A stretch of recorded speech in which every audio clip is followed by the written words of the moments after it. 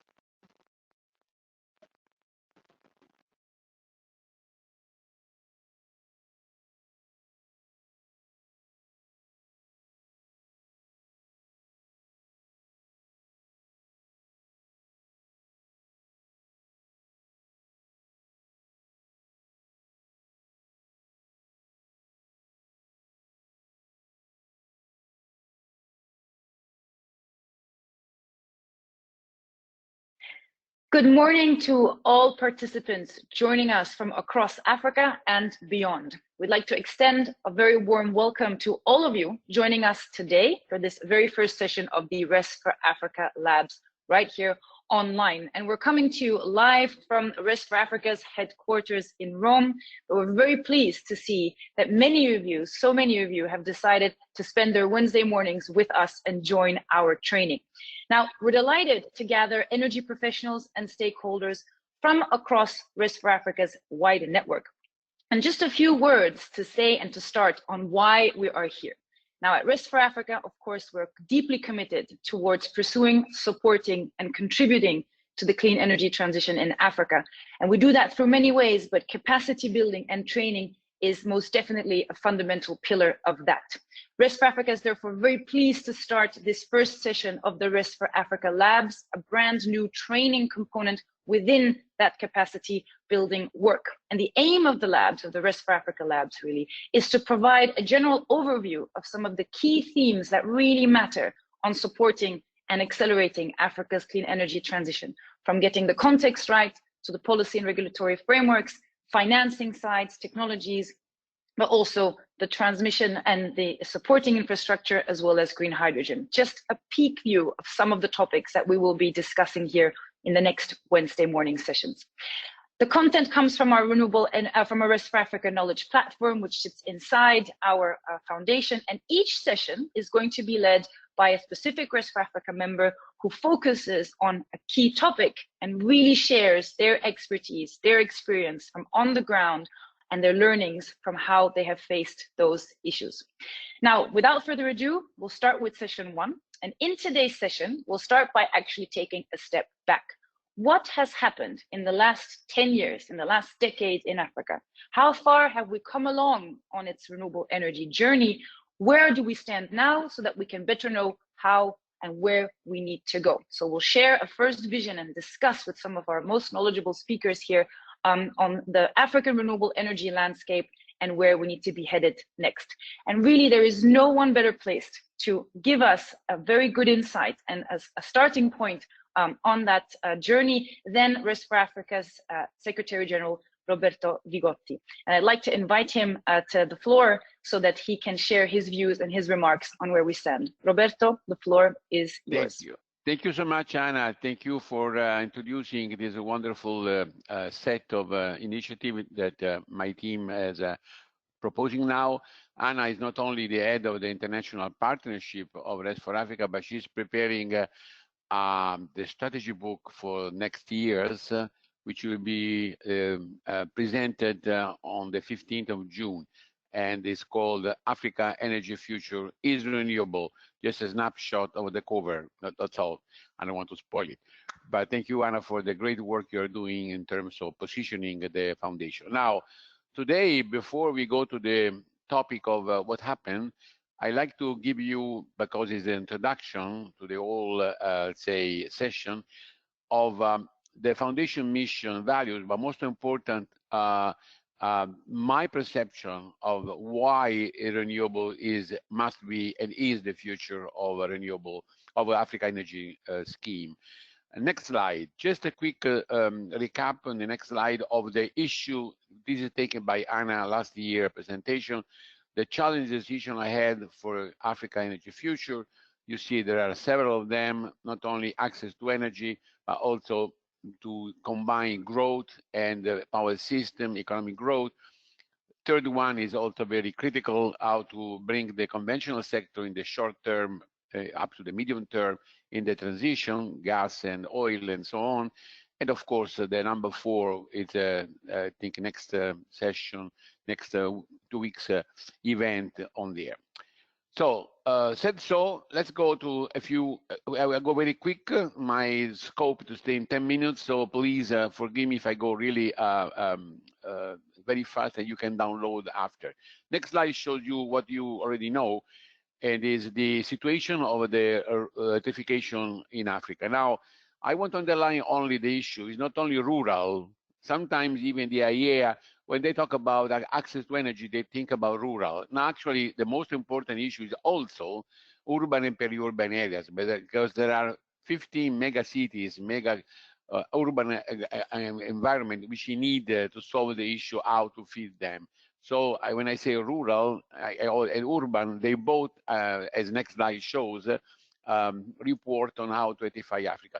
Next slide shows a pictorial view of the IEA energy outlook. It shows you that to electrify Africa, you need a combination of a standalone system, solar home system, wind system, mini grids for communities, and also grid extension electrification. So these are the 3 components that we also all pursue to electrify Africa. Next slide shows also the case renewable. Now, this is very important for me. We do believe that renewable can and should play a role very important as a centerpiece of Africa future. And we have to make the case. We are going to make the case starting again with a new flagship, because they are secure, they are rapidly deployable, they are cost efficient, they are modular, they're huge potential, they're climate and safe. So in essence, in the current market condition, you see the 4 let's say, sectors where renewable can make a difference. In the energy mix, of course, because they are meeting already the new share of increasing demand. In energy access, I showed before, they can have a multiple application, the 3 sectors I showed before. In electrification industrialization, also because clean energy, independent energy, affordable energy also is a key for industrial transformation. And of course, the socioeconomic benefits, which are also very important because it is now proved by all international agencies that the renewable introduction as a GDP multiplier effect, jobs, etc. So also the last one, of course, having a new renewable, having a clean energy, having efficient energy, reliable, you can also have industrial transformation, for instance, of the many minerals Africa has. Next slide shows also a new publication. Just last week was published by Ember, Amber is a think tank. I will give you the link at the end, which collects Irene, IEA, all of them, and shows exactly this topic.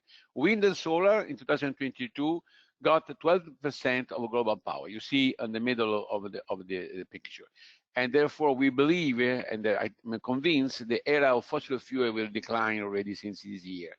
Now, solar generation, it doesn't show here, but it's clearly rose 24%. And solar generation, particularly PV, is the fastest growing electricity source for 18 years in a row. Wind also grew 17%. So, I mean, it's there. You see also in the short term, 25, how the green section will increase. Of course, other clean are nuclear and mostly hydro. And already I want to inform you that 60 countries worldwide generate more than 10% already of electricity with no problem to manage. Next slide shows also you globally another vision. Now, in 2022, there was an increase in demand, you see on the far right, of 694 terawatt hour. Now, how it was accomplished, this increase in the demand was accomplished by wind, by solar, by some coal additional, because also the Ukraine war, coal was kept alive to replace gas lack, other fossil, hydro, etc. So, renewable in the short term last year already covered the most part of the new demand. So this is a trend. I will show you the difference between the trend and the so-called legacy issue. So we think the next slide, the projection for the IEA zero net emission is that the addition, look, this is not the overall, the new clean electricity will come mostly from solar, from wind, and for other reasons. For electricity will become the decarbonization issue. Now, this is the trend for new. Of course, because we have a legacy of many centuries, I would say, of coal, oil, and gas, we will see that the replacement by renewable of the fossil fuel will take time. But this is I want you to be clear. In the world, this will be the next generation. So better the African people understand this and catch up without being locked down to a traditional and now obsolete way of producing electricity. Next slide also shows, of course, we know very well that the resources in Africa are incredible. I mean, you can see here 26 times the African electricity generation, etc., etc. But however, today in sub-Saharan Africa, only less than 1% of solar is installed, and it's less than Belgium. Anna is from Belgium, and she knows how sunny sky are there, and therefore it's really a shame that all Africa produce less photovoltaic energy than Belgium. So if something goes wrong, in the next session, you will see all the reason why. Next one, of course, is also a dramatic number. This was 2 months ago. Bloomberg showed the investment in Africa. You see, investment in Africa are those black little bit sign. Last year, even though there was, let's say, last year, 21 actually, there was a resurgence of renewable, only 0.6% of the total investment for renewable went to Africa. So again, this is a dramatic reality that we have to absolutely revert to go to this decarbonization. So those are numbers that really show, because renewable require a lot of investment. Therefore, if we don't have investment, that's something that we have to think about. And in the next session, again, we discuss what are the tools to make this happen. Next slide, of course. So all the countries are going, Oceania, Europe, North America, going to an increase in electricity generation, and Africa actually is only better than Middle East, of course. So this is something you have to think about, because Africa needs to make this curve a little steeper and going to meet the other, because there is no excuse. The technology is there, the money is available. Your problem in Africa is to attract the money, which is a lot of funding available for this one. In fact, in the next slide, you see also the overall picture of Africa. You see, that's what I meant. Even though the green part is becoming bigger and bigger, not so much, the black part is still, the legacy is still there. So we need to make this completely different in Africa than it looks like. And of course, on the right, I also put the index of the clean energy rating, which is, of course, Ethiopia is all hydro, and on the contrary, South Africa is a lot of coal, and Libya is last one. So this is something kind of index that you want, all of you want to revert. The next slide, I'm going fast. We also see, therefore, the change we expect in the generation in Africa up to 25. This is the short term, 25. You see, in the last year, it was up and down because of the COVID, because of the Ukraine war. But we expect in 25 much more renewable and green than gas, and of course, a reduction in coal. Those are the typically, we expect 60 terawatt-hour in 2025, and therefore, at that time, even in Africa, it should contribute renewable to 1/3 of total generation. So those are forecasts based by the IEA zero net emission scenario, and by IRENA, and also by EBER, which you'll see later. So much for that. Now, quickly, what we are. Next slide shows you the mission of Res4Africa. Now, you understand why we think that the global sector of electricity is the first sector that needs to be decarbonized, because it's possible, it's cheaper, it's as a benefit, and therefore we think that will also impact, as I said before, the whole economy of the African continent. This is for people, for prosperity, and for planet. You can then, if you want, take this down from the proceeding that Ivana will publish. Next slide also shows who we are. Basically, we have a mission on the right. We work toward creating favorable conditions for scaling up investment, because we think that only a large-scale investment by international and African financier and investor will make the change. It's about time to stop thinking about Africa as academia or as NGO or as a cooperation support. No. Africa is a country which needs and deserves a full digitalization like any other continent. So you see on the next slide the logos of the company who belong to Res4Africa, and you will understand in the next slide why those companies are involved. From Portuguese, EDP, Enel, Italian, Terna, Schneider Electric, you see all of them, ABB, Prysmian, Nordex, Siemens Gamesa, just name them. Those are the companies who are committed as a core group to work with you in Africa, and in the following slide, the following days, you will see how much we partner with African countries. We also have the pleasure to have Nedbank on the fourth line, which is the first African member, together with the CSAR from South Africa. But we expect more and more partnership with the African country. Next slide, and I'm going to the conclusion almost, is how we work. We raise awareness. Today, we are trying to raise your awareness, your attention to this.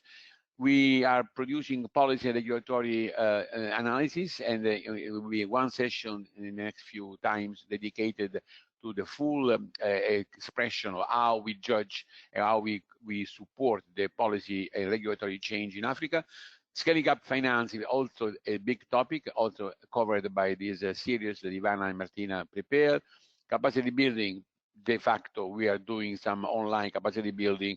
And of course, we have a lot to say also on this issue, because we have an excellent track record of a capacity building for sharing with African stakeholder and professional, the global lesson learned, and the transformational and supporting infrastructure, meaning grids, meaning power pools, meaning storage, meaning green hydrogen, and so on.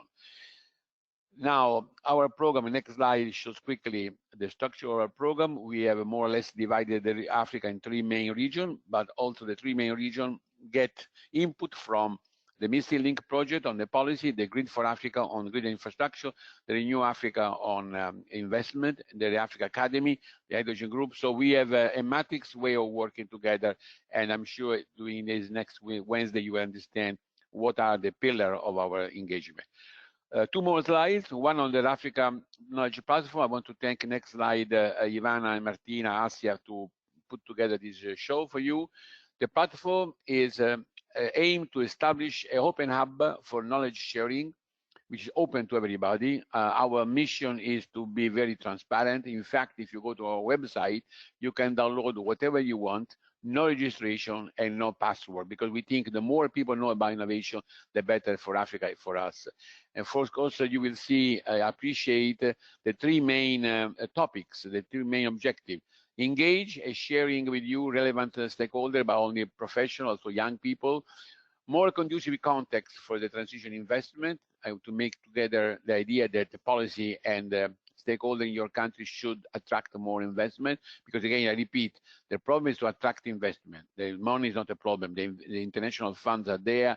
A lot of institutions, but also private sector wants to invest and industrialize your country. And finally, the expert knowledge to be enhanced on you for the transition. I hope that you will take a treasure of what we'll discuss together. And of course, I know, Mirana, that all the lessons will be downloadable from the website in the future, so you can really reflect on what you say.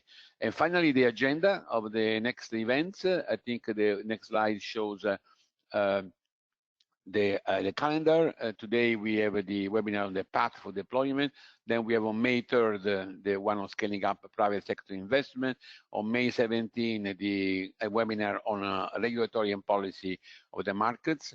On May 31st, the grids and storage system development again, and finally green hydrogen on June 7th. So you see, this is a selection that Ivana and we did for your appreciation. We are very open to listen to your constructive criticism. I know that online is never like be in person, but we are doing the much effort to make sure that you get this one and then suggest us additional way of sharing information. I conclude with the reference, next slide, with the reference of the study. I suggest for you this new global review by Ember Climate, a think tank, which I think is very stimulating also for Africa, and of course the IEA report on Africa Energy Outlook and the report on the market just recent. So for these three, but many more. And of course, if you go on our website, you find our publication. So Anna, I give the floor to you. I hope it was confused, but stimulating as usual. Grazie, Anna. Thank you very much, Roberto. Stimulating to say the least, because you've touched upon some of the most important key themes that we really are here to discuss, and that I think that we all work on actively. You've highlighted the key energy challenges that are felt and are faced throughout the many realities of African countries. That highlights the point, of course, of decarbonization, how important that is going forward in a global energy transition story. And many events of the past year, in fact, are confirming that there is a turbocharging towards the clean energy transition at the global level. At the same time, we're seeing that, of course, there are very important development imperatives that are active and that are top of mind across the African continent, that clearly need to be balanced out, and that are very much in line with what the energy challenges, once they are overcome through renewables, can actually achieve, and what the benefits are that can come out of that. So it's an extremely important putting forward these two fundamental aspects, and it shows the complexity of the issue, but obviously also the vast opportunity that there is to overcome this. And to place Res4Africa's mission within that, of course, shows all that we have ahead. I think that we have a vast agenda for the next sessions there that will really bring that point home, to really underline, of course, this need for investment. I think that's a big takeaway from your points, Roberto, just the need for that investment to scale up. I think from one of those slides, it really shows that there has been last year a record high global investment in low carbon technologies, while at the same time 11-year low investment flowing from renewables to Africa. So there's a disconnect that we really need to correct in some way. And we're here obviously to discuss how we can best do that, and at the most efficient and accelerated way. Anna, so that Anna, actually segues. You promised to me online that when this book is published, you will do a session on this book, okay? It will be my pleasure. Absolutely. We will no spoilers yet, but we will bring that to the floor and to the attention. And that's actually a very good, an excellent point to segue towards the next part of this Res4Africa Labs, which is to really delve a little bit deeper take a bit of a deep dive into some of the work, the analysis, and the insights that have already gone into getting to this picture. And this requires that I turn towards our very knowledgeable speakers of today within this backdrop, who've really held the pen on much of this analysis and who are best fit to speak about this, whether it's an outlook on the continent, whether it's looking at some of the frameworks, the policies that have worked, that are proving to be very helpful to move things forward, on tariffs, on regulatory aspects and policies, the regional electricity market aspects of this, a lot of key themes. So we're about to go a little bit deeper into detail, and I'd like to start by inviting our first speaker, Daniele Guzzo, who is the Connecting the Dots project manager at Res4Africa, has held the pen and can explain this like no other as well. And really, I invite him to come online and really share some of the key points of this report, whatever you think we need to be knowing to take it further. Please, Daniele, the floor is yours. Thank you, Anna. Thank you for introducing me. Good morning to everybody that are joining us today, and thanks for having me speaking after Roberto. My name is Daniele Guzzo. I work in the Access to Energy program at the Res4Africa Foundation.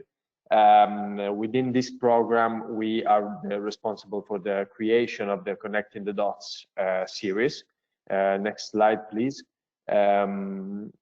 Let's first take, let's say, an overlook of the continent.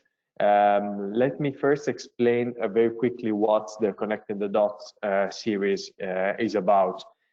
So basically, this campaign, let's say, of publication started 3 years ago, and we covered different topics and different geographic areas since then. We first covered the whole continent, then we delved into specific regions. In the following publications, we explored the MENA region and then West Africa region, and we are now already preparing the 4th edition that will be ready by the end of the year, and where we will talk about East Africa. What's the objective of this publication is to, let's say, focus on facts and figures about what happened in the renewable energy world, let's say, in the continent, without, let's say, giving too many interpretations or projections on the future, but really focusing on what has happened, on concrete facts, and giving figures to have really clear ideas of what's ahead of us, but based on facts and things that actually happened in the last 10 years. So, for example, just to start with this, to give you an example of the work that is done through Connecting the Dots. We analyze macro trends of the regions together with specific aspects of each single region. Of course, the following speakers during the day will give you more details about some of the topics that we touch through this publication. I will just give an overall introduction of what's the Connecting the Dots series is about. In this slide, for example, we see that first of all, we have to start with understanding how the continent is moving. When we see African population, we see trends in terms of growing that we do not see. We are not used to see these trends in Europe.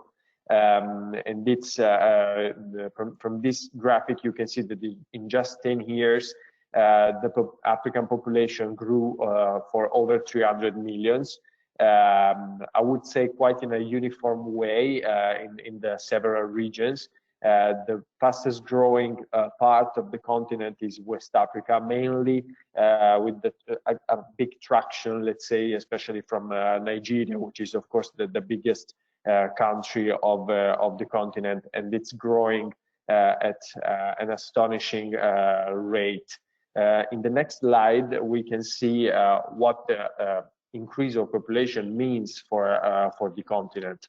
Of course, the population will more and more access to new services, and the population is more and more connected. Of course, there is a difference between, let's say, the two main regions in which we can divide the continent. So North Africa, in this case, in this specific slide, North Africa is put together with the Middle East, as international standards normally put this region, let's say, together for several similarities, and Sub-Saharan Africa. But we can see that just in just less than 10 years, from 2009 to 2017, the access to internet of the Sub-Saharan population grew by 5 times, so from 5% to 25%, while in MENA region it's more than doubled.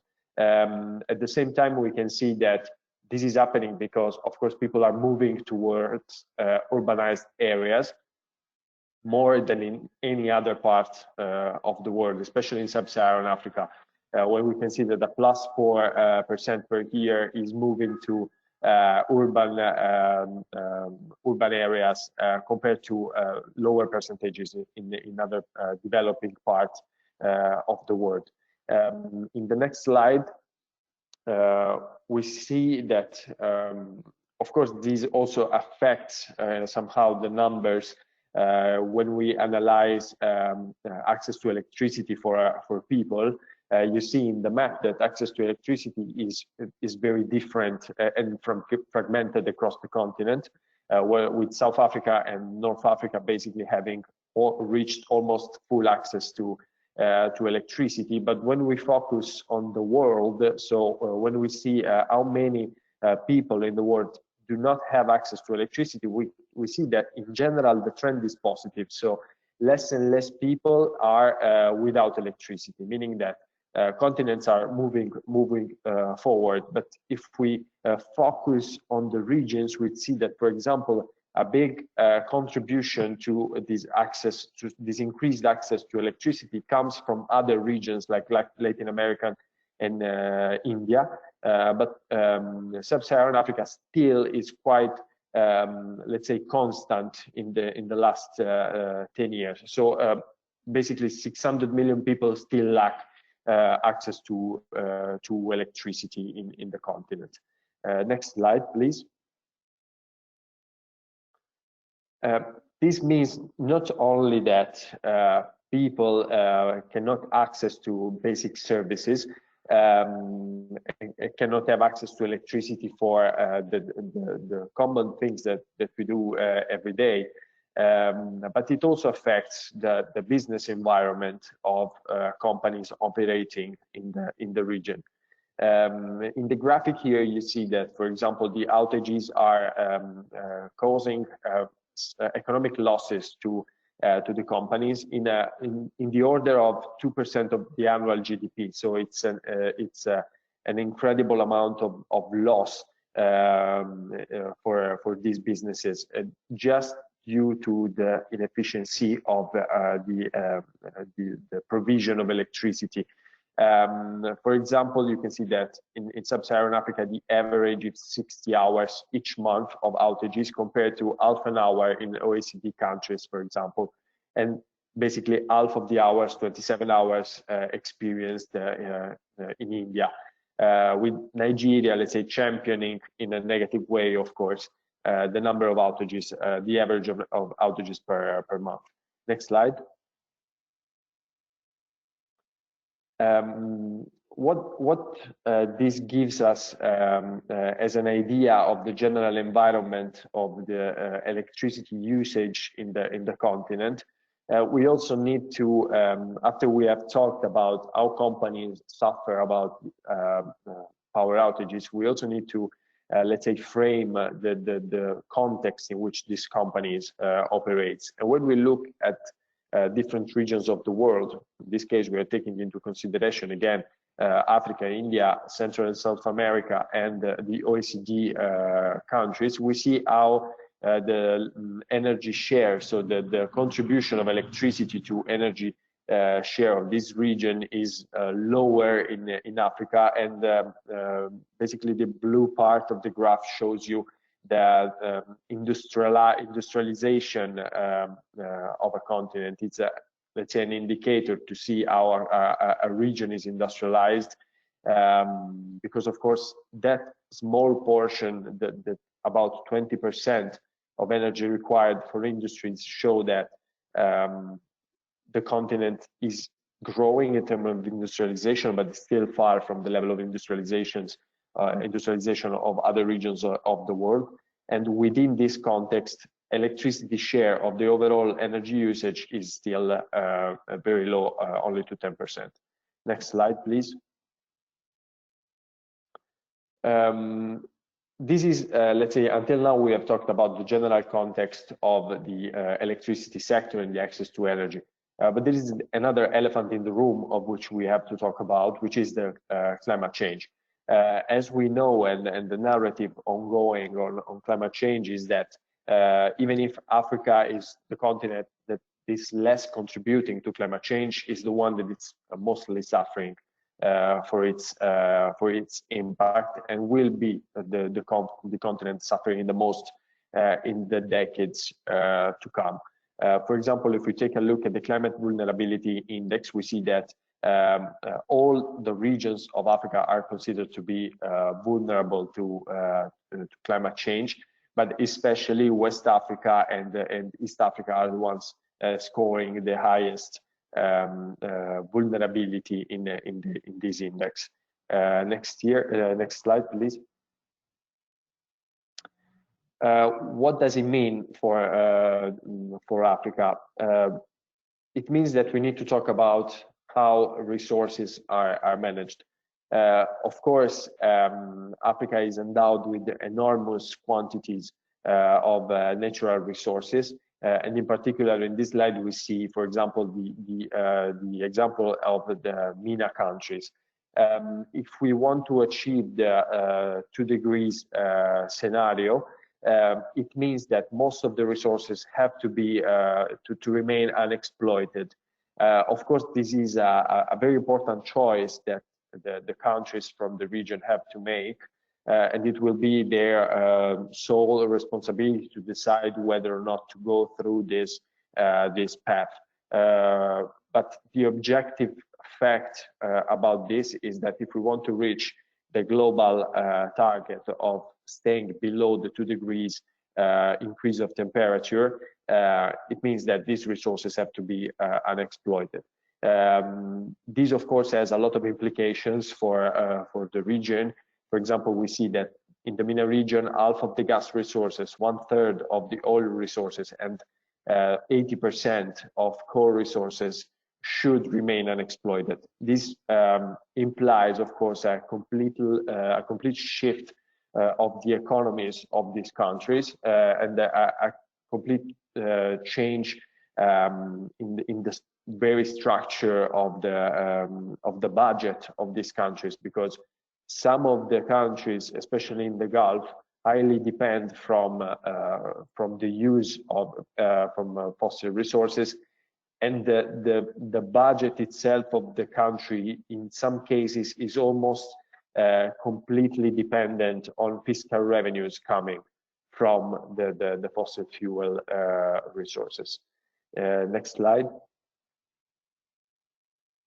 When we talk about resources, of course, we are not talking only about the fossil fuels, but we are also talk about minerals. And when we concentrate on the transition, we need also to understand what kind of metal and what kind of minerals will be needed for the transition, because most of the renewable energy technologies, of course, need to be fueled somehow with the materials that you see here displayed in the graphic. And once again, Africa is endowed with an enormous amount of these materials. And so the positioning of African countries within the green transition will be fundamental to understand in which direction the green transition will go. For example, just to name one example out of all the richness, let's say, of the continent in terms of material, we can talk about Zambia, that alone provides 10% of the global supply of copper. And if we go and take a look at copper in the second line of the graphic, we see that this is a fundamental element in many renewable technology, especially wind, solar, and electrical vehicles, which is, of course, on the rise at the moment, as also our Secretary General said at the beginning of the webinar. Next slide, please. Another example of this topic about resources is how some of the regions of the continent are actually considered to be commodity dependent. This graphics comes from a report from the United Nations on commodity dependence, and we see that again West Africa as as an example for the continent is considered to be the most commodity dependent region of Africa, together with Central Africa. What do we mean when we say commodity dependent? We mean that the economies of this region are particularly dependent on the exploitation and the exports of their resources, whether they be agricultural products, fuel, or minerals and metals. Next slide, please. But across these topics, there is some of the topics are becoming very crucial for granting access to energy to the population. Most of the times we hear that of those 600 million people lacking access to electricity, the expectation is that 2/3 of those 600 million people will gain this access to energy through decentralized solutions. And this graphic seems to say, basically, to confirm this narrative, because we see that in the last 10 years, the population that gained access to electricity through the off-grid increased in a tremendous way, and it's kind of stable in the last 3 to 4 years. Just to make an example, only in West Africa, there were more than 300, almost 400 mini grids operating by 2019. And thanks to this capacity, to this added capacity of 30 megawatt, only of mini grids, in 2019, more than 10 million people gained access to electricity. So we're talking about off-grid technologies, whether they be solar lights, solar home systems, solar mini grids, etc. In the next slide, we see that this means a new opportunity also for new businesses that want to operate in the sector. From the graphic, we see that the investments in the off-grid sector have increased enormously in the last 6 to 7 years, going from 19 million in 2013 to almost 400 million in 2018. Next slide, please. Despite the investment in certain areas have increased a lot in the last decade, we see that compared to the global investments, what's happening in Africa is still a drop in the ocean, because if we see that we have more than 2,200 billions of investments globally, we see that only 2% of those investments are actually going to Africa. And when we see into the detail of how this money is going to Africa, we see that more than 40% goes to Southern Africa. And in general, let's say the distribution of this investment is very much focused on a few countries. So, for example, on four countries alone, which are South Africa, Morocco, Egypt, and Kenya, attracted 75% of all the investments that happened in Africa. Next slide, please. Last topic that I want to cover with this introduction, and then our colleagues will go more into the details of some of the topics that I've covered, is the socioeconomic implication of the transition. We have seen in the last decade that the renewable energy sector employed more and more people, going from about 7 million in 2012 to more than 12 million in 2021. So only in the span of 10 years. And the trend seemed to be confirmed by recent estimates.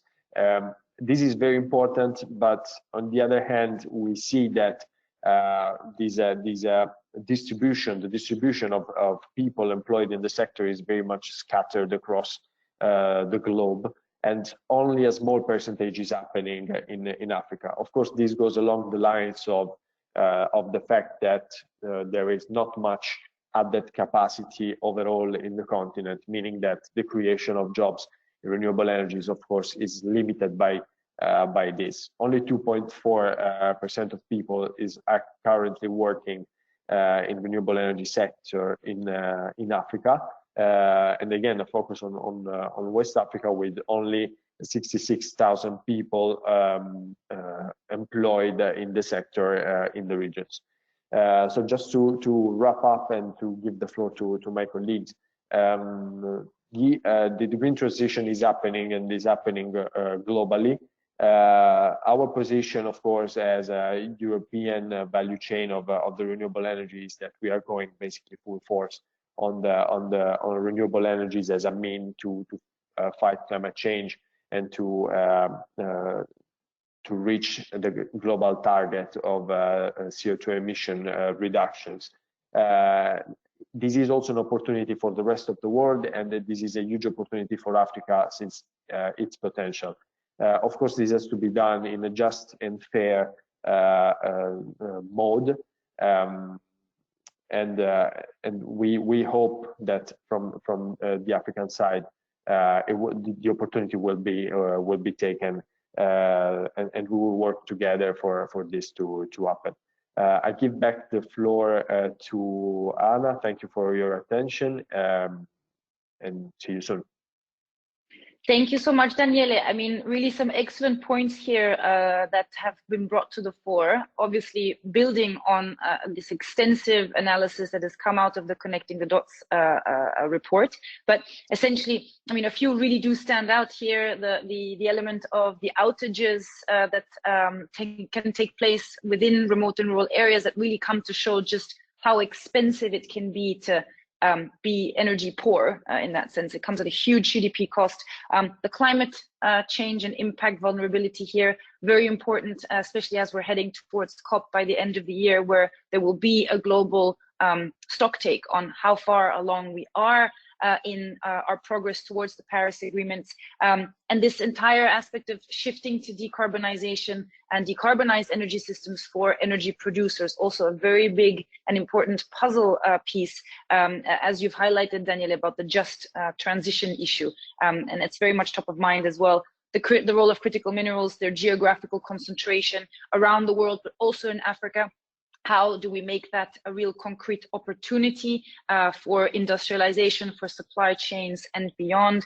And this element of electrification through off-grid, through decentralized application in addition to complement grid extension is a very important point as well. And that brings us actually to a very good next point of this discussion, where our colleague Ibtisem Hami, Head of Regulatory Affairs for Africa, Asia and Oceania, at Enel Green Power is particularly well placed to share some of the more detailed aspects on how we look at electrification, what renewables can do there at a large scale aspect, and a few points there on what typically is looked at. Ibtisem, please, the floor is yours. Thank you very much, Anna, and thank you very much for the warm welcome. Thanks also to Daniele for the very interesting presentation. So we were very happy to participate to the Connecting the Dots project. And it was quite challenging because we needed to answer to a very challenging question, which was what happened during the last 10 years? And the truth is that not a lot happened, because as Daniele underlined, there's a very important statement that we need to, is that only 2% of the investment in renewable energy went to Africa between 2000 and 2020. I think it is a very, very powerful statement. And we tried also to answer to another question, which is very important. So what is needed to accelerate renewable energy development in Africa? And one of the answers, obviously, is working on the regulatory framework.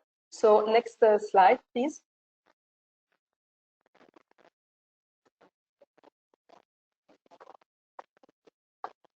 Thank you. Next slide again, sorry.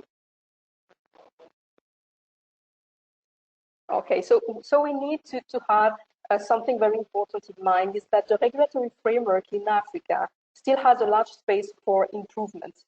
I think it was the slide before. So private investors will not only look at the best resources in terms of wind and sun, but they will look also, and probably really, for the most stable and complete regulatory framework. So this slide is representing a very important fact. 54 African countries have submitted NDCs toward the Paris Agreement, and then they formally have taken the commitment to lower their GHG, their emission. But only 30 countries has translated this commitment into an energy master plan with renewable energy targets. And out of these 30 countries, only 3 countries are today on track to reach their renewable energy target. So it is a very important statement. And despite the outstanding renewable energy potential in Africa, renewable energy are not developing fast enough. But we can say that it is not a matter of commitment, because either commitment has been taken by the country. It is more a matter of the difficulty to keep and to achieve these commitments. Next slide, please.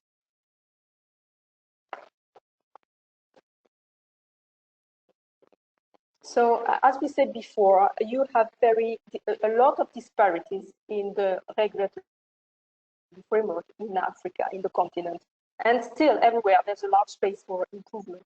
If we look at the RISE score evolution in the period 2010 and 2021, it shows clearly that a lot of things has been done.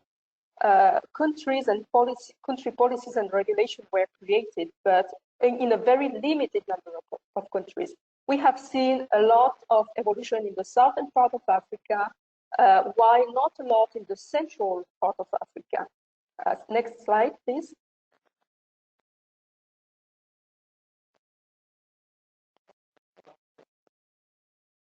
While we have seen a very positive evolution in the MENA region, in the North African Middle East region, where you have a lot of countries that have been demonstrating substantial improvements over the past 10 years. Next slide, please. So staying in Africa and in North Africa, we wanted to bring Morocco as a good benchmark case. So today, Morocco is known as one of the renewable energy champions in the continent, and they have met their 2020 renewable energy target by reaching almost 30% of renewable capacity the same year. But more than numbers, we need to look at the facts and the regulatory framework, how they did that. More than 10 years ago, Morocco started to open its energy sector, but not only by allowing IPPs to invest in the generation, but they took already a step further. They allowed IPP also to sell electricity directly to consumers that were connected in high voltage. Then recently, in December 2022, Morocco amended the Renewable Energy Pillar Law, which is the 1309 law, and they allowed also IPP to sell their electricity production voltage markets. Also, in December 2022, the cell generation decree was amended, and in December 2021, a new grid code was adopted because they wanted to improve the market transparency. So a lot of things has been done from the regulatory point of view, and it is a continuous work that never really stopped. But today we see still some challenges. The amendment processes of the law and still we are very slow the last years, and we need there's still the need for the secondary legislations that will ensure the correct implementation of the law and will also ensure the right opening of the medium voltage market. So next slide, please.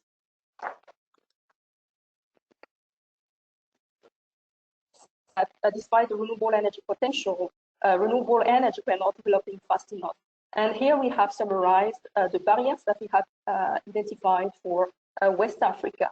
So first of all, there is a very slow regional integration process.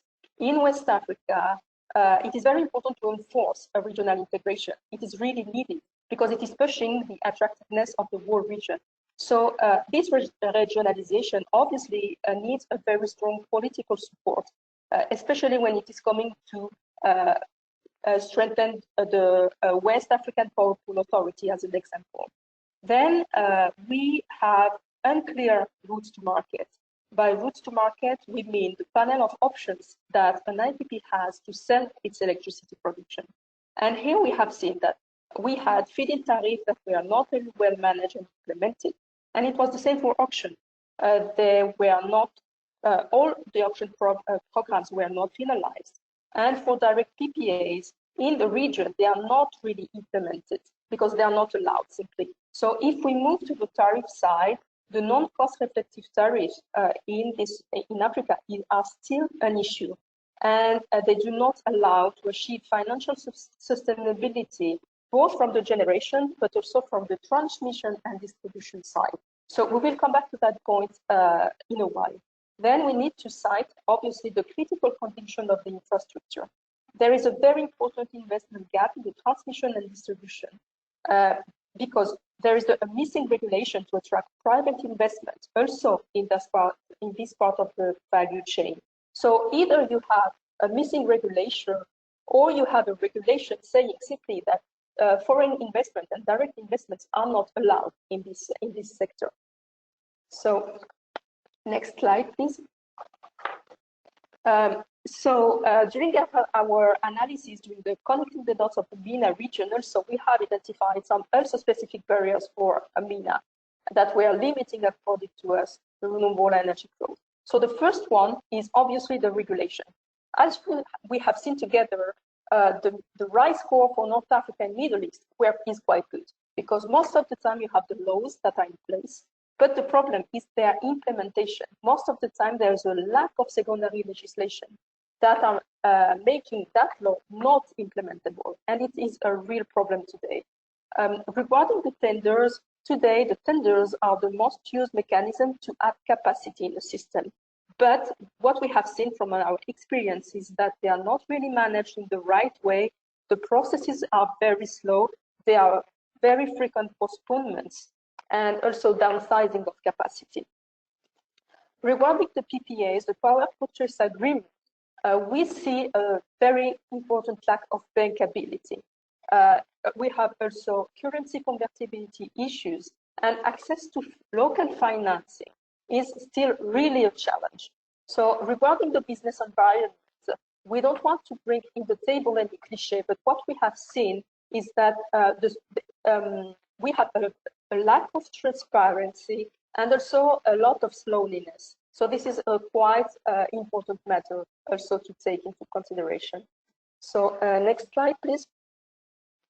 So right now we will focus on, we will move to the tariff side with a focus on the tariff and inefficiencies. So next slide, please.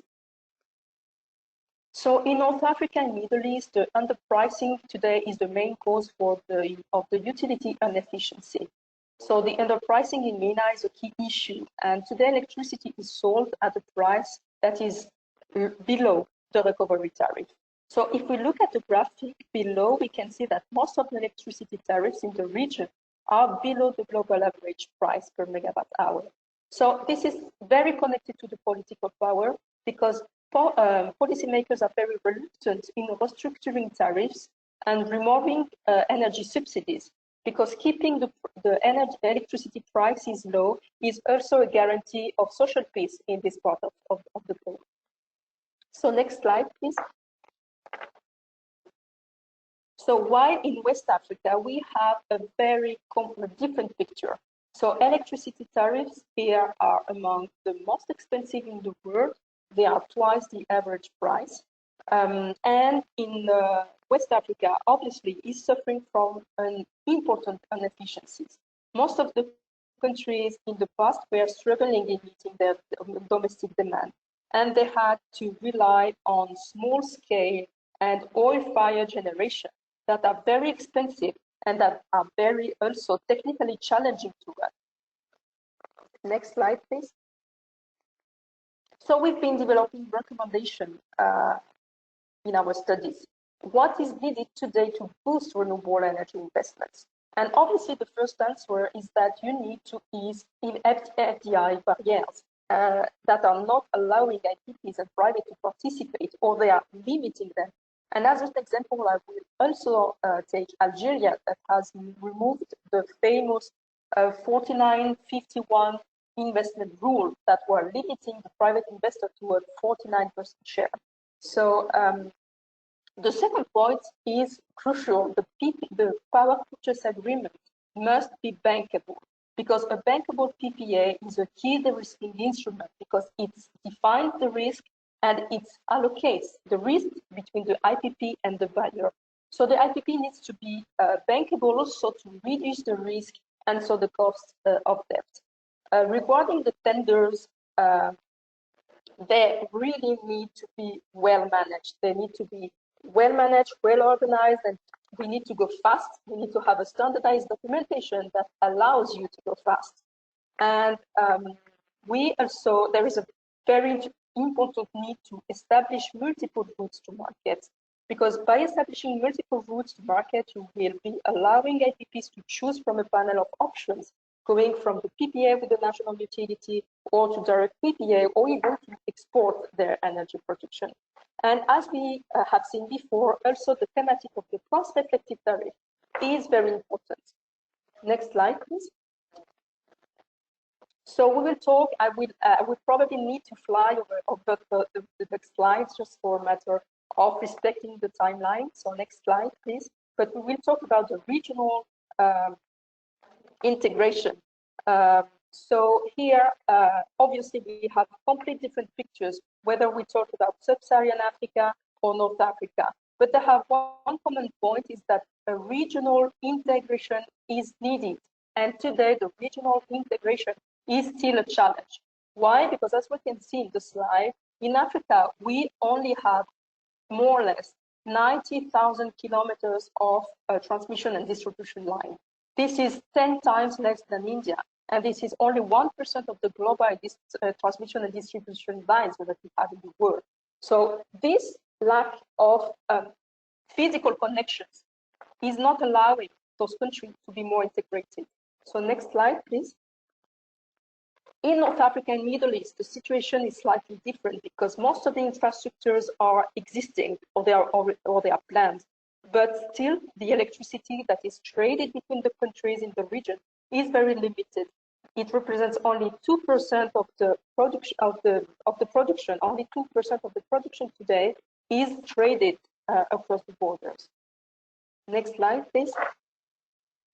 While in West Africa, we have 8% of the electricity that is traded between countries everywhere. And here, this is very a fact that I want to underline. Cross-border exchanges are very strategic, because as you can see from the map, we have some of the countries that are in a surplus situation, while others are in deficit situation. So obviously, market integration is even more a key matter in West Africa. Next slide, please. So, okay, so how can we push for regional integration in West Africa? This is not an easy question, but we try to bring few elements to answer to it. The first one is obviously that you need to confirm and the political will. You need to have the political support, not only at a regional level, but also from international point of view. You need to use organizations such as the ECOWAS that will help you to achieve this. So there's also a need to leverage on international cooperation to attract investments in interconnection. And this will need, here we will need more coordination between governments. And there's the need to work to strengthen the development of power trading markets to accelerate regional integration. It is already happening in South Africa with the SAP. They are working very hard on that point. but there's still a potential in the world continent. Next slide, please. So as one of the last issues, we are going to cover the role of the IPPs and the international tenders. So here, just to briefly, so where did the investment go in the last 10 years in Africa? And it is very easy to answer. In North Africa, we had Morocco and Egypt that have been very good in attracting investments. In West Africa, Senegal and Ivory Coast. While in the southern part of Africa, we have South Africa and Zambia. So what do those 6 countries have in common? First, they had the commitment. They had the strategy with the solid master plan with renewable energy targets. Then they are all most of them are quite liberalized countries.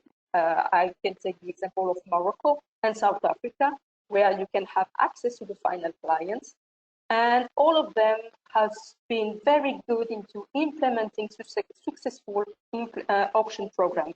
We had the Scaling Solar in Zambia and in Senegal, and we had tenders that were quite well managed in Morocco and Egypt, and the RIPE, which is the Renewable Energy IPP Procurement Program in South Africa that was very successful.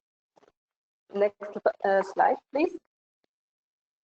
So I would really need to fly over this matter for a matter of time, but this timetable is simply showing that except for South Africa, how long can be the gap between the planification and the execution in our work.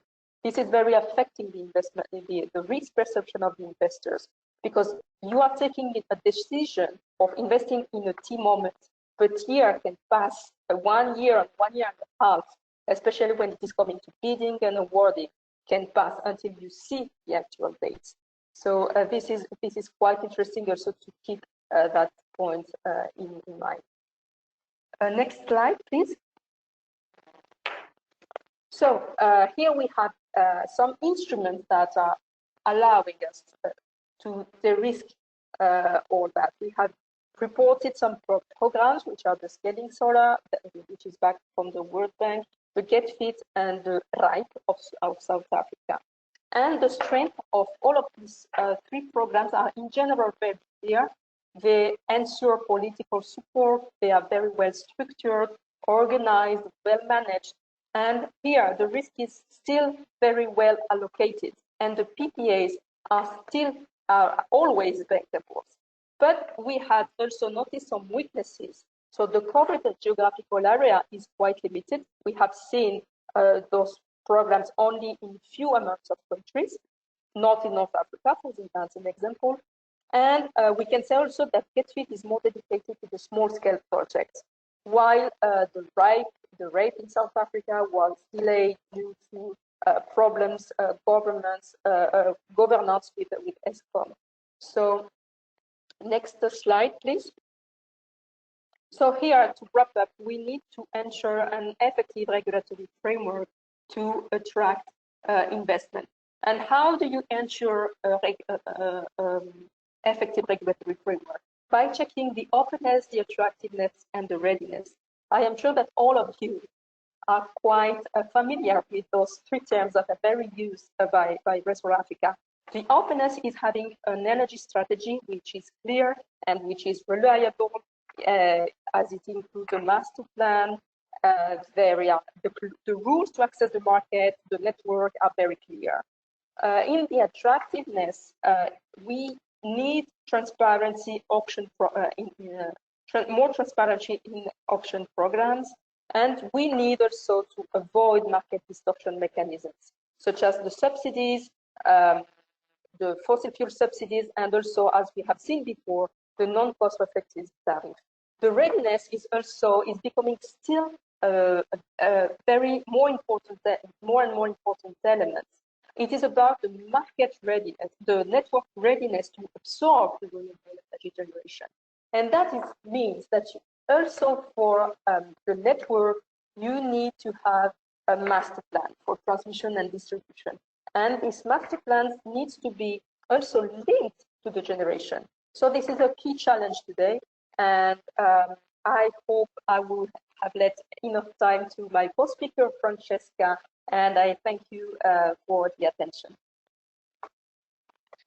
Thank you very much, Ibtisem. When I hear you speak and mention all these points, there's a few things that stand out, I find. I mean, what's clearly standing out is that there's a need to go faster on many aspects. You've highlighted quite a few of them, from the business environment being favorable towards accelerating, the tariffs, the transmission distribution, of course, elements, the master plan, like you said yourself just now, linking generation to the wider transmission distribution plan, some of the tenders, the regulatory aspects there.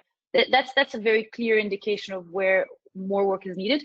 What's encouraging, however, is to see that there's already quite a track record of examples and of success cases, as you've pointed out, in numerous African countries, and that somehow make us go from sort of wish list where we need to go to what has actually happened and has proven successful. So I think that brings us towards a next step on this journey towards really supporting the energy transformation that can be possible based on renewables in Africa. And I think our next speaker and our last speaker for today, in fact, Francesca Corvaglia, who is the market analyst at Green Power as well, can maybe take us forward into some points of her own, also building on the Connecting the Dots report, and see where can we work on this even further to take that to the next level. So Francesca, please, the floor is yours. I just have to ask you to maybe stick within time, and so that we can wrap up at the proper time. Thank you so much, and the floor is yours. Yes, I will try. Thank you. Thank you very much, Anna, and thank you to the previous speakers for their very interesting presentations.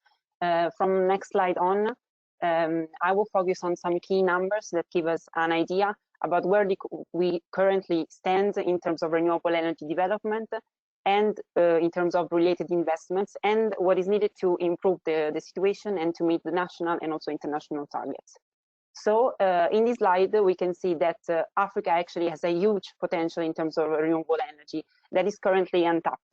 There is a potential in the North Atlantic coast for wind energy, and of course in the Sahara Desert for the solar energy, but also for bioenergy and hydro spread all across the continent. The International Renewable Energy Agency, IRENA, estimated that Africa could install thousands of gigawatts in the continent that could be able to produce almost as much electricity as the whole world produced in 2018. And of course, much more of what the continent needs itself. In next slide, we can see that despite hosting 16% of the world's population, actually Africa only accounts for 6% of the energy demand worldwide. This energy demand is not spread evenly across the continent, but is concentrated in the North Africa and in South Africa, that account for more or less 70% of the whole energy demand. This energy demand is mainly satisfied by biomass, then bioenergy, which accounts for more than half of the energy demand, mainly represented by charcoal and wood that is used for heating and cooking. And this, of course, is related to environmental and health issues for the population. Africa also accounts for only 3% of the electricity, of the global electricity demand. And this is, of course, this impacts not only the population, but also the businesses that operate in the continent, which suffer from this lack of electricity, as we can see in the next slide. In this slide, we can see that while all over the world, the economic growth was accompanied by a strong growth in renewable energy, only 2% of the global additions that happened between 2010 and 2020 in renewable energy actually happened in Africa. So this means that Africa is really lagging behind on other regions of the world, reaching only 53 gigawatts of renewable energy installed in 2020. From next slide on, we can focus a bit more on the two regions that we analyzed more in deep in the previous Connecting the Dots publications. So starting from the MENA regions, we can see that most of the power generation comes from gas and oil, and only 4% of the region power generation comes from renewable, which is largely dominated by hydro, as we can see. In the next slide, we can have a look more on the additional capacity that happened between 2010 and 2019, in which the area went from 19.1 gigawatts to 33.3 gigawatts. Here is evident how most of the additions in solar and wind are actually concentrated in a small set of countries. So 80% actually of the total additional solar and wind capacity is concentrated in Egypt, the United Arab Emirates, Morocco, Jordan, and Israel. And this is, of course, so this means that the renewable growth is unbalanced and only concentrated in a few countries. Here, Morocco stands out as one of the champions, as has also been said before in the presentation. And this is, of course, linked to the fact that Morocco is one of the country that was able to develop a more stable regulatory framework. In the next slide, next slide, please. Thank you. We can focus on another important area, which is West Africa. And here as well, we can see that most of the renewable capacity installed is gas and oil. In particular, we noticed in this area that some countries are highly reliant on oil, and more than 80% of their power generation actually comes from oil. In this area, with respect to the MENA regions, we see that the renewable share is actually a bit higher and is mostly represented by large hydro. And this is because historically, hydro is an important component of the energy capacity of this area because of the geographical configuration of this particular area of Africa. In the next slide, we can see more clearly that among the 6.5 gigawatts of renewable installed capacity in the area, the vast majority of it is represented by large hydro, and solar and wind are just starting to develop in a small set of countries. Actually, this capacity, 80% of this capacity is concentrated in only 4 countries, which are Ghana, Guinea, Ivory Coast, and Senegal. And in particular, Senegal stands out as one of the countries that is developing more in this region. So in the next slide, so as we said, Africa has a huge renewable energy resources potential and has also a growing electricity demand. However, renewable energy development has been limited, and this, of course, is linked to the fact that also investments have been limited, as we have said before in the presentation. So this means that the continent is not attractive for investors, and this is, of course, linked to the political and institutional instability, the lack of a clear and ready policy and regulatory framework, and also the lack of transparency, and also to the poor macroeconomic conditions of the countries. Next slide, please. If we look more specifically on if we want to compare, in fact, the perceived sovereign credit risk, that is a measure that is defined on the financial, economic, political dimensions, and also on the exposure to international credit agencies. We see that the African countries have a very poor position, so they have a high perceived risk.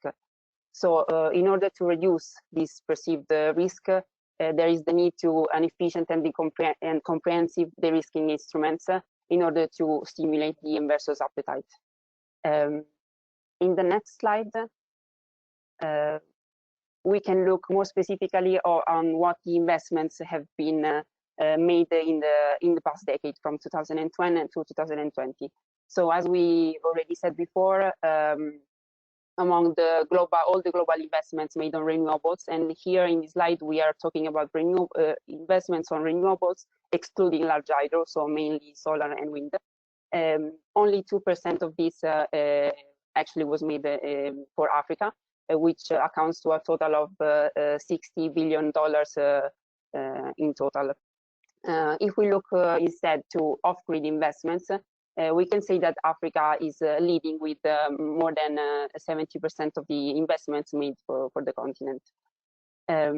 Another important thing to notice is that foreign direct investments, so FDIs, accounted for around half of the total investments that have been made in Africa, while in the global average is only 6%.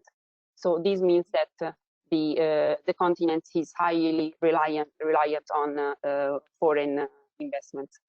These investments from foreign investors have increased, particularly from 2017, especially in some countries. With the pandemic, they have dropped, but they are estimated to recovery and increase again in the coming years. In the next slide, we can have a look at what is needed in terms of investment in order to improve the situation and in order to meet the targets, the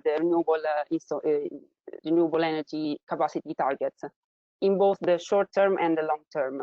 So focusing on the short term, so up to 2030, we estimated that the required investments should be around $20 billion per year for the whole continent, which is more than 3 times what we have observed in the past decade, which was on average $6 billion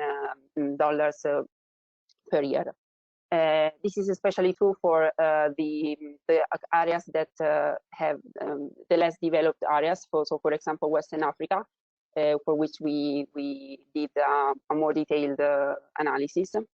And we observed that in order to meet the national targets of a total of 6.3 gigawatts installed in 2030, $2.5 billion per year are required, and they are split among the countries that you can see in the slide.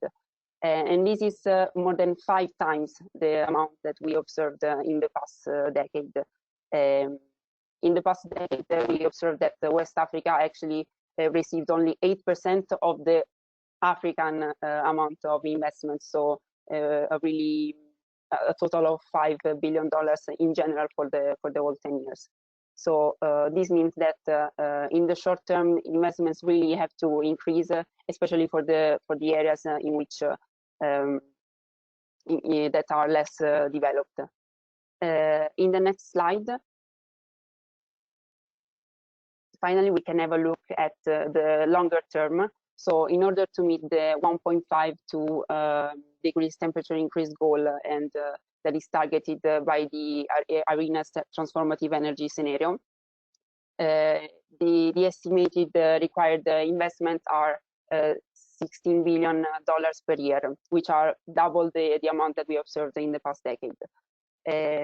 Not only this, on the other hand, not only investments in renewables have to increase, but also investment on non-renewable energy, so in thermal energies, have to decrease.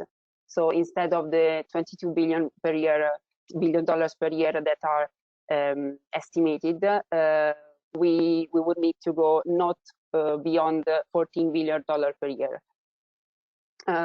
So to wrap up my presentation, we have observed that Africa has a huge potential that is currently untapped, and renewables investments have not been sufficient. And in the short term, there is really the need to boost these investments, especially for the less developed areas, and they also have to keep increasing in the longer term up to 2050 in order to meet the international targets. And with this, I conclude my presentation. Thank you very much, Francesca. I like how you wrapped up.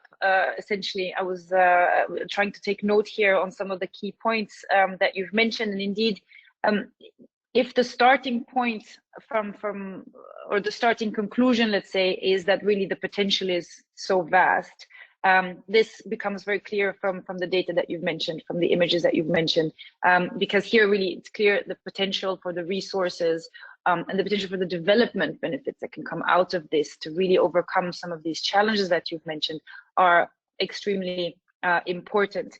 And that shows just how big renewables can play a role. I think at the same time, we're looking at these conclusions where in the past decade, investment has lagged behind, and that this is something that we really want to be seeing go forward and really be reversed in the next decades to come.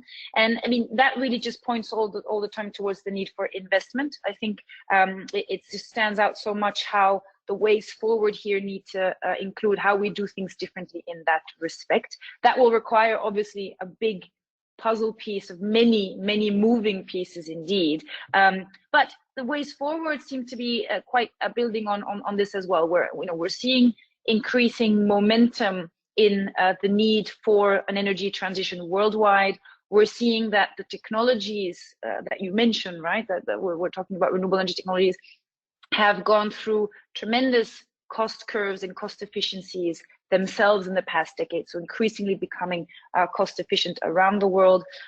We're seeing some homegrown success stories, like you've mentioned, that really give an example onto what countries can aspire to, can look towards, what would work based on their context, based on their realities, from an African continent perspective, which is extremely important also to bring home that point. And again, the underlining aspect here is really the role of investment.